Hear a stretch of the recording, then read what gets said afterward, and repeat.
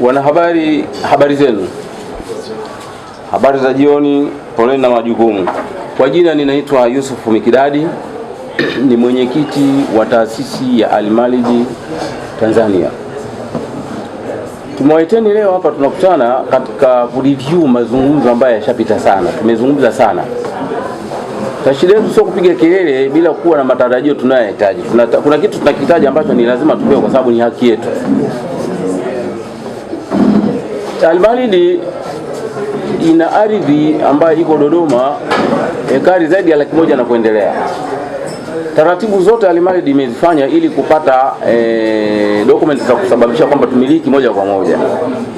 Lakini kuna baadhi ya watu ambao kwa sababu zao binafsi sio za kisheria wamefikia hatua ya kukalia hizo document, hawataki kuzinyambulisha ili zifike kwa walengwa. Na sisi hatukubaliana kwa sababu pesa zetu tushapeleka serikali na serikali imechukua pesa zetu.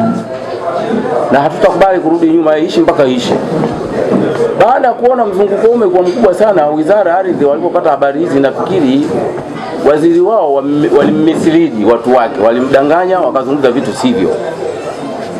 Akaita media kama hivyo, akazungumza, na sisi tulipogundua kwamba ameita media, na sisi tukaita media ile ambayo amezungumza yeye, tukabaini kwamba kumbe waziri alidanganywa.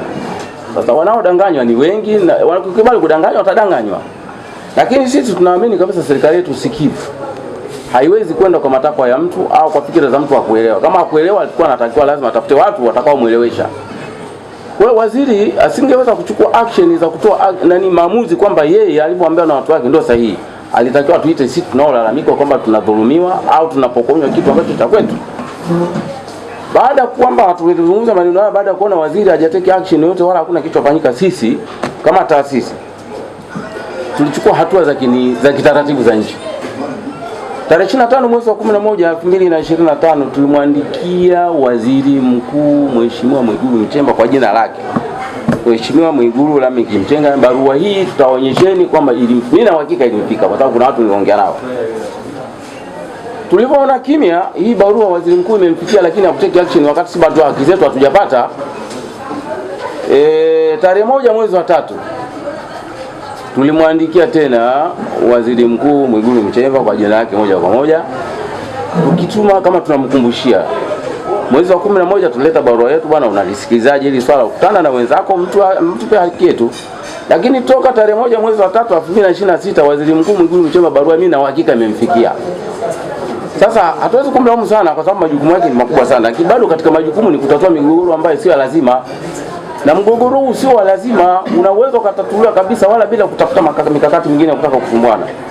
Kwa hiyo mimi kama mwenyekiti narudia tena barua hizi tutapeni ili mzipate, muone kwamba tunachokizungumza kiko kwenye maandishi, hatuzungumzi vitu vya kupanga. Tunaiomba serikali, sikivu sana serikali mama na watu wake. Lakini na mimi hata Mwigulu Nchemba ni waziri mkuu, ni mtendaji kazi mzuri tu. Hatujui hili kuna ukakasi gani, barua zimemfikia bado tuna mark time. Kwa hiyo mimi nawaachia wenzangu wazungumzie swala hili kwa evidence. Barua hizi mtazipata ili mtamuuliza waziri mkuu, yuko busy sana kiasi hawezi kutatua tatizo ambalo ni la kitaifa, sio kama la kijiji. Kwa hiyo mimi naomba niwapishe wenzangu kuzungumza, mimi introduction yangu ni hiyo. Asanteni sana kwa kunisikiliza.